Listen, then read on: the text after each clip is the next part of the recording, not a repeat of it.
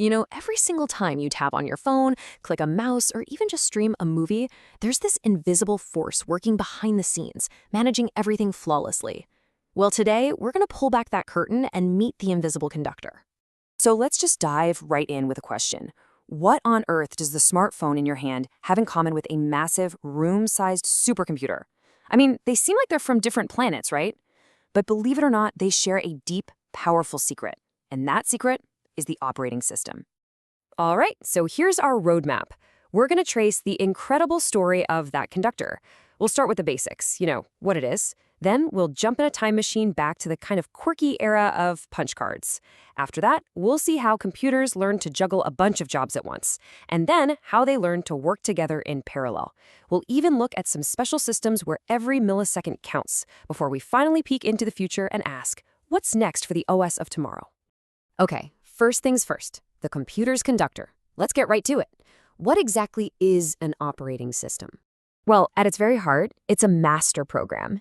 It controls every single app you run, and it's the bridge between you, the user, and all that complicated hardware humming away inside the box. Think of it like a master translator, fluently speaking both human and machine.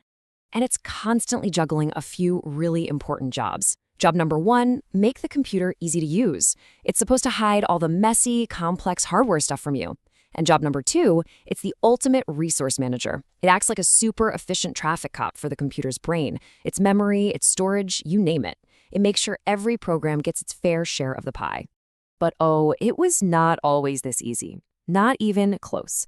To really get how we got here, we have to travel back, way back, to the era of punch cards and something called simple batch systems. In the early days, you couldn't just sit down and use a computer. Nope, there was absolutely no direct interaction.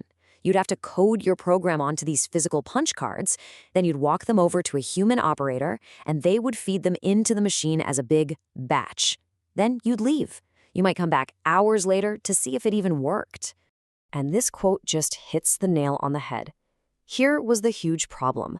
The CPU, the computer's brain, was insanely expensive, but it was spending most of its time just sitting there, twiddling its thumbs, idle. All because it was waiting for slow mechanical things like the card reader to do their job. It was a colossal waste of power and money. So obviously that couldn't last. This massive inefficiency just had to be solved. And that pressure created the next great leap forward for operating systems, teaching them how to juggle multiple jobs using multi-programming and time-sharing. And this table really gives you that perfect before and after shot. With the old batch systems, the CPU was bored, and you couldn't interact with it at all. Multi-programming totally flipped that. The new goal wasn't just to process one job, it was to squeeze every last drop of performance out of that pricey CPU. So now, the CPU is kept busy. But notice that last row. User interaction, still zero.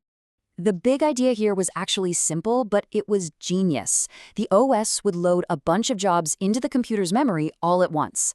Then, the moment one job had to pause for something slow, like reading from a tape drive, bam! The OS would instantly switch the CPU's attention to another job that was ready to go.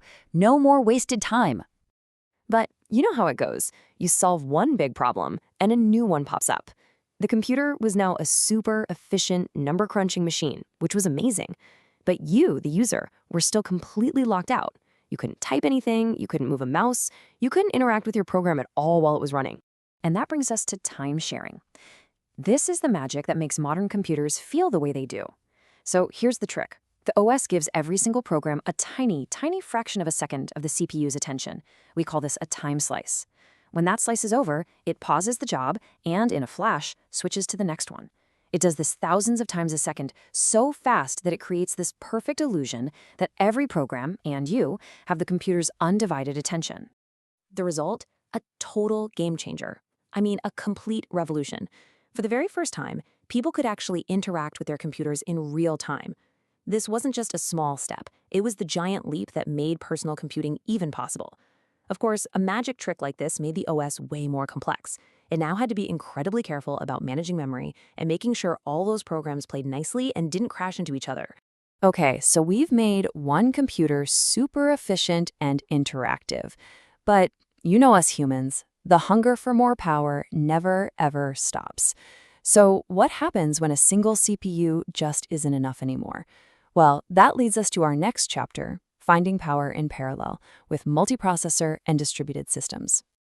So, the first and most obvious way to get more power is to just put more than one CPU inside a single computer. Simple, right? These are called multiprocessor systems. Just think of it like giving your computer multiple brains, all working together on the same problems, all inside one tightly connected system. And the advantages are pretty clear. You get way more work done way faster. That's what we call increased throughput. Plus, it's more reliable. If one of the CPUs happens to fail, the others can often just pick up the slack. Now, the downsides? Well, it costs more, and you need an even smarter, more complicated OS to manage all those brains at once. Now, distributed systems, they take this idea and push it even further. Instead of just putting a few CPUs in one box, you connect totally separate, independent computers together over a network. The operating system's job is to make them all cooperate and share their resources, essentially tricking them into acting like one single giant supercomputer. And if this sounds familiar, it should. This is basically the blueprint for the modern internet. It lets us do incredible things like share resources across the globe and get massive speedups in computation. But it also opens up a whole new can of worms. You got to worry about security, what happens when messages get lost in the network, and all the bottlenecks that can happen. Okay, let's switch gears for a second.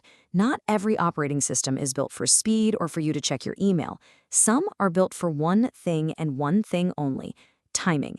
Let's talk about systems with a deadline, or real-time operating systems. So what is a real-time system?